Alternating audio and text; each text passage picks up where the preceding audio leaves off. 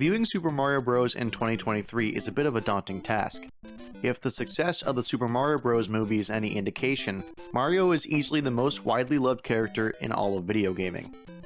Unsurprisingly, Mario is the best-selling video game franchise of all time, and although that includes a few spin-off series, just the mainline Super Mario series itself would still rank 5th overall, only behind the absurdly popular Tetris, Pokemon, Call of Duty, and Grand Theft Auto franchises. Mario is so incredibly well known that at the end of the 2016 Olympics in Rio, Japan's Prime Minister Shinzo Abe emerged from a green pipe dressed as Mario to promote the Tokyo 2020 Olympics. Just to drive home how insane that is, do yourself a favor and imagine if Joe Biden walked out to do the State of the Union cosplaying as Kratos. Listen, Jack, we gotta stop Baldur and all of his malarkey so we can get up to that mountain to spread the, what's it called, your mother's ashes. I spent $1 to make that joke, and I don't regret it for 1 second. Anyway, let's get back on topic. Obviously, Super Mario Bros. Was not the first game in the Mario franchise, but when most people say Mario, they aren't usually referring to the gameplay of the original Mario Bros. They're referring to the type of gameplay found in Super Mario Bros. And for the platforming genre as a whole, Super Mario Bros. Is easily the most influential platformer ever released. With all of this in mind, I am very interested to see what the response to this video will be. The game is held in such a high regard that anything other than glowing praise could draw the ire of hardcore Nintendo fans. Seeing as this is part of my nostalgia-free retro review series, I'll be holding up a modern critical lens to Super Mario Bros., and that won't be too hard because I was more or less indifferent towards Mario growing up. Somehow, the only Mario-related game I owned for my Game Boy Advance when I was a kid was Mario Party Advance. This actually isn't the first time I've played Super Mario Bros. I finished it a few years ago while abusing save states to brute force my way through it as fast as possible. This time, I've completely played through the game twice, while only ever restarting from the beginning of each world when I die, with the exception of World 8. As far as I can tell, in the 80s it was pretty commonly known that you could hold A while hitting start after getting a game over to restart the game at the beginning of whatever world you ended on. Restarting from level 1-1 every time I ran out of lives seemed to be an excessively tedious way of playing the game, and when I asked a few fans of Super Mario Bros., they agreed that it probably wasn't necessary. I'm explaining my different approach to the game because it made a huge difference in how much I enjoyed it this time around.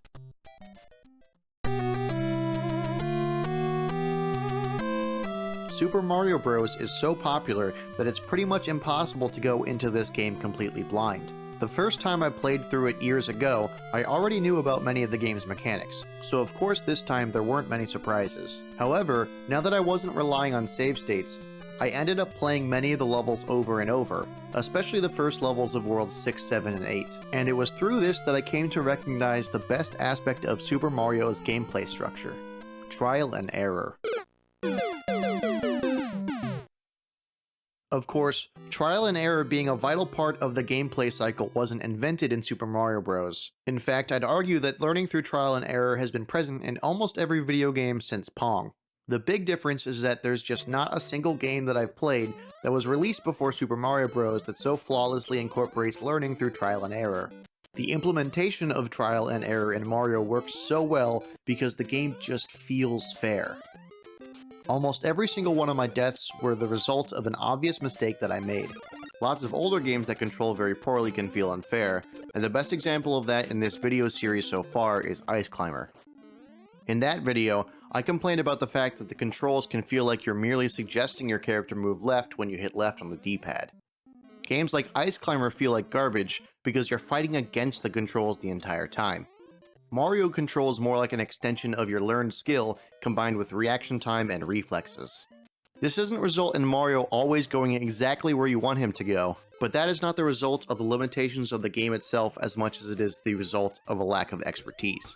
I'm sure it's possible to play Ice Climber enough to really get that game's controls down, but the biggest difference is that Mario feels good enough to control from the beginning, and the game is fun and rewarding from the first level you attempt because of that. I don't have enough experience in game design to explain exactly why the physics system in Super Mario Bros. Just feels right. What I can say is that the jumping in this game feels incredibly precise. It sounds obvious nowadays to say that Mario's jump height depends on how long you hold the A button, but none of the games released before Super Mario Bros. Do this nearly as well or as precisely, and many of them have characters that jump a set height whether you press A for just a tenth of a second or if you hold it down forever.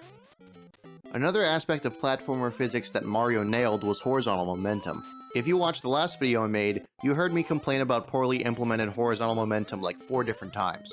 I won't talk about it too much because I'm sure people are tired of hearing about it, but none of my issues with the horizontal momentum in the last 5 NES games I played are present in Super Mario Bros. Another aspect of Super Mario Bros. That does a great job of fostering a feeling of fairness is the enemy design. There's 14 unique enemies depending on what your definition of enemy is, and out of those, 12 have consistent recognizable patterns or at least simple enough movement that they can be avoided with some learning. Before I get into the 2 enemies that aren't so great, bear in mind that I'm not a Super Mario Bros. Speedrunner, and I'm sure there's advanced tactics that I'm unaware of, but this isn't a speedrunning focused review. This is from the perspective of someone who has not played a lot of Mario games. The 2 enemies that I don't consider very fair are Cheep Cheeps and Hammer Bros. For Cheep Cheeps, it's simple enough to predict their path, as they all move in a forward arc once they shoot up from the water. Yet they appear at random points and move very quickly, making them very hard to dodge quickly if you happen to be in their upward trajectory. The other issue that makes Cheep Cheeps feel unfair sometimes has to do with the interesting way that Super Mario Bros. Determines if you kill an enemy or if they kill you. The commonly understood method of killing most enemies is to hit them by jumping on top of them, and while for the most part that is true, Super Mario Bros. Doesn't actually calculate collisions of objects in that way. Before playing the game for this review, I had assumed that Mario would always kill something if his feet made contact with the top of the enemy sprite, but what the game actually does is a sort of clever workaround. It does not matter where you touch an enemy. The game simply checks to see if Mario is currently moving vertically, and if he is moving downward, he kills the enemy regardless of how the 2 sprites come into contact with one another. That is why, when Mario is hit in the side by a bullet, as long as he has downward momentum, he bounces off the bullet instead of dying. Unfortunately, the inverse is also true. When Mario is hit by an enemy, regardless of direction, if he is not moving vertically or is currently moving upward, he dies. This results in Cheep Cheeps killing Mario by hitting him from the bottom if he is still moving upward or even if he is only moving horizontally. It's not too often that this happens, but that problem combined with the quick, unpredictable nature of how Cheep Cheeps spawn makes for a pretty frustrating enemy. This issue gets better once you realize that sprinting forward constantly usually keeps them from hitting you during their upward movement. The enemy that drives me up the wall more than anything else in the game is the Hammer Bros. I spent a long time just standing there watching the Hammer Bros throwing hammers, and I never noticed any patterns. It seemed to be pretty much random in frequency, and although you can hang out right in front of the Hammer Bros in a little small safe space under the arc of the hammers, the velocity that the hammers are thrown also seemed to be random. So if a Hammer Bro happens to throw a hammer at a high speed at the very top of their jump, they can sometimes snipe Mario from across the screen. The Hammer Bros issue is just made worse by the fact that they usually come in 2s, and even more frustrating was the collision hitboxes of the hammers themselves. There were plenty of times that it seemed like I had narrowly dodged a hammer, only for it to still kill Mario somehow. If I were to guess, the hammer's hitbox is probably a square, not shaped like the actual hammer sprite, because creating a specific hitbox for a sprite that changes every single frame would probably be beyond the developer's capabilities at that time. Even when trying to jump on top of a Hammer Bro, they can still spawn a hammer inside Mario's sprite when you're just a pixel or 2 above them, and this kills Mario every time. While I played through this last time, my usual tactic was to try and bump the Hammer Bros from below their platform if possible, but if the Hammer Bro was on the ground, I usually just tried to sprint forward and jump over them before they even got a chance to start throwing hammers. One time I thought I was clever to try and knock out 2 Hammer Bros with a Koopa shell, but it turns out they're completely immune to them. To make Hammer Bros a little more reasonable, I would have made them vulnerable to shells and also made the hammers function kinda like bullets, and that Mario would be able to bounce off of them if he's falling. All of that being said, the rest of the enemies in the game are great, and there's definitely some clever design work by the folks at Nintendo by creating interesting, varied enemies in an era where enemies in most games were incredibly simple. I love that the Koopa Paratroopa has essentially 4 states that it transitions through every time it's jumped on. The first bounce removes its wings, the second bounce turns it into a shell, and the third bounce turns the shell into a projectile that can hurt both the enemies and Marios himself. It's incredibly satisfying to pull off a triple bounce on the same Koopa Paratroopa that sends a shell forward through a line of Goombas, even if it is sometimes done through luck and not skill. Another very cleverly designed enemy is Lakitu. Lakitu? How do you say this?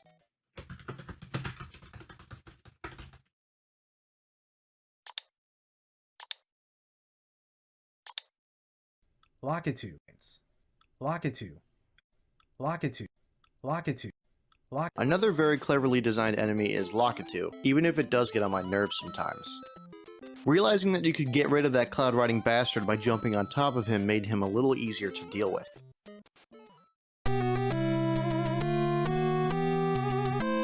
Lots of older video games have levels that feel like they were generated randomly. I don't mean that a game's programming or some kind of algorithm generated the levels. It seems more like level designers just kind of put levels together without much rhyme or reason. It's clear that the devs that made Super Mario Bros. Were incredibly intentional with their level designing, because Super Mario Bros. Levels act as one of the most consistent learning curves I've ever seen in a game. Level 1-1 makes for a wonderful introduction to the core basics of Mario. The enemies start easy, the power-ups are plentiful, and there's only a couple small pits that you could fall into.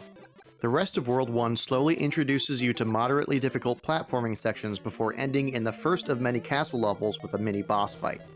From there, each world is a little bit harder than the last one. There is no point where I thought the game got much harder out of nowhere, but I also never felt like the game had gotten easy enough to bore me. Tailoring the progression of difficulty like this is an aspect of game design that I think modern gamers take for granted, because it's not easy to strike the balance between being increasingly challenging while not being so hard as to discourage players from trying. Super Mario Bros. Has plenty of variety when it comes to themes or types of levels, to the point where you don't really know what to expect next, other than the consistent placement of castles. Worlds 1 through 7 felt like just the right amount of difficulty for me, but World 8 was a different story. Level 8-1 isn't all that bad difficulty-wise, but it's a strangely barren level where the devs mostly just throw a ton of enemies at you. In my attempt to beat World 8 without any save states, I ended up replaying World 8 so many times that I had level 8-1 down almost perfectly. 8-2 is certainly more frustrating than 8-1, but fortunately there is a 1-up relatively early in the level, so you have effectively unlimited attempts as long as you don't die on the way to pick up the 1-up. The level itself is fine, although having that many cannons and enemies in the same area is a bit sadistic. World 8-3 is where I really started to get frustrated. Having 8 Hammer Bros on this level is just obnoxious. After trying many times to learn a consistent way to kill them, I ended up just resorting to rushing past them as fast as possible with the hope that I'd make it through. Sometimes this worked for 1 or 2 Hammer Bros, but it almost never worked for all 8 of them. After so many attempts trying different tactics to deal with the Hammer Bros, I was so sick of replaying 8-1 and 8-2 that I finally decided to just put a save state in the beginning of 8-3. Eventually I got through it and immediately made a save state at the beginning of the last level. 8-4 is both amazing and awful at the same time. The way that you move through a few different mini-levels within 8-4 is very creative, and it seemed like Nintendo wanted to challenge the player with a little bit of everything at the very end. It was still extremely difficult though, and the warp pipe gimmick was not my favorite, because it's just an extremely literal version of trial and error where you are just blindly guessing what the correct warp pipe is.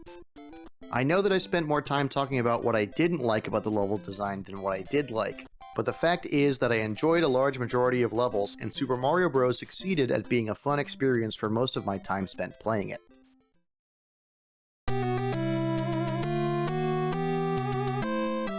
I am not an artist or graphic designer, so by no means am I an authority on this subject, but Super Mario Bros. Seems to be very ahead of the other games released in its era in regards to graphics.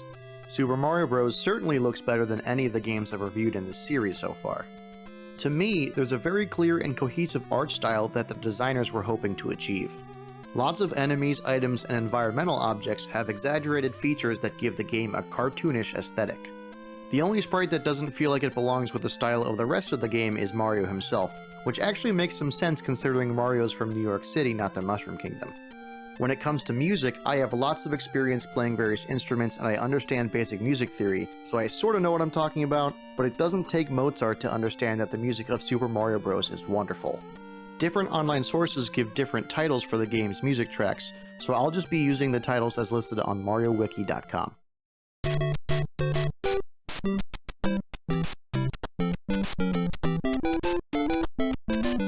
Ground Theme is the song that most people will associate with Super Mario Bros., and that's for good reason. It's incredibly catchy. The upbeat, bouncy nature of this track pairs well with the constant jumping you'll be doing throughout this game. In my years of working at video game stores, I've heard this song hundreds if not thousands of times, yet somehow I still enjoy it today. Anyone that has worked retail and has experienced hearing the same song every 20 minutes knows what an accomplishment that is.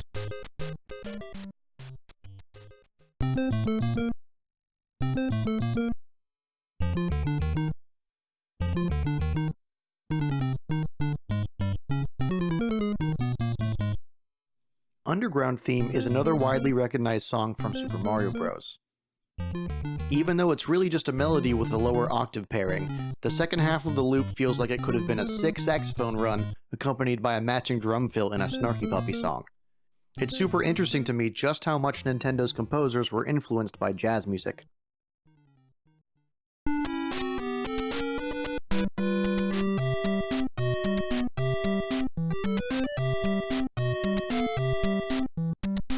Underwater Theme is my personal favorite of the four main songs in Super Mario Bros. Lots of people tend to hate water levels, and I'm not the biggest fan either, but at least I always enjoyed the first few seconds of hearing this song.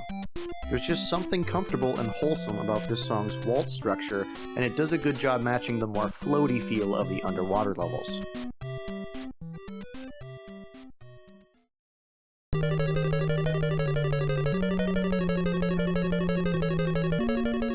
Castle Theme is another iconic song from Super Mario Bros. That honestly isn't one of my favorites.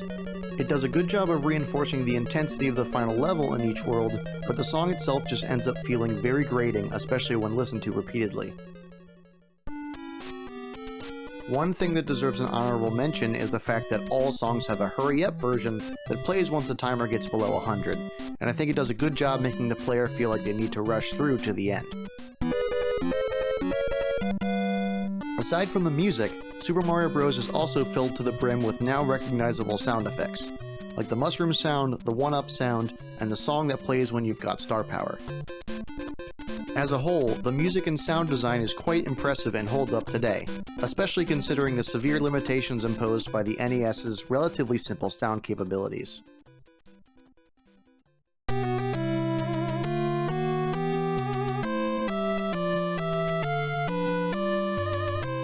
I was very worried that I was going to hate Super Mario Bros. This series is just so popular and the fans are so steadfast in their fandom that I figured I'd get a decent amount of hate for the criticisms I would make. At the same time, I do enjoy getting people riled up, and I've been known to make jokes about how Mario is a baby game for babies. Even though I still think that Super Mario Odyssey is a really great game if you're 7 years old, I now understand that Super Mario Bros. Is an adult game. Wait, no, not an adult game. That sounds weird. Super Mario Bros. Is a game that adults can enjoy.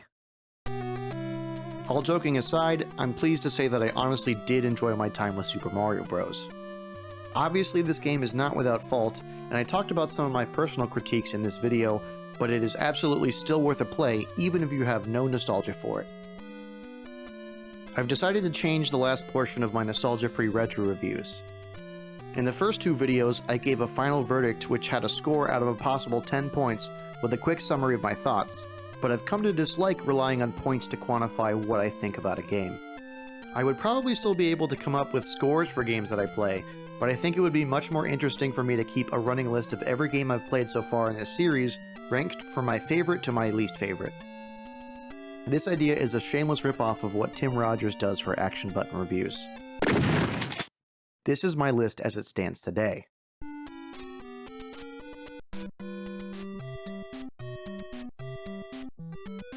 Super Mario Bros. Is, without question, the best game I've played as a part of this series so far. Excitebike was pretty fun, but I don't have to even think twice about putting Mario above it. It's now very apparent to me why this became the biggest gaming franchise of all time.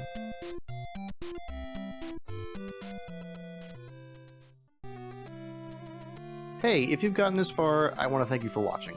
This one took way longer to make than I had originally planned, and And I think a lot of that has to do with me wanting to really nail Super Mario Bros. Get this one right, because it's just such an important game. Next up is Ghosts and Goblins, which might take a long time because it's a notoriously difficult video game. But until then, I'll see you next time.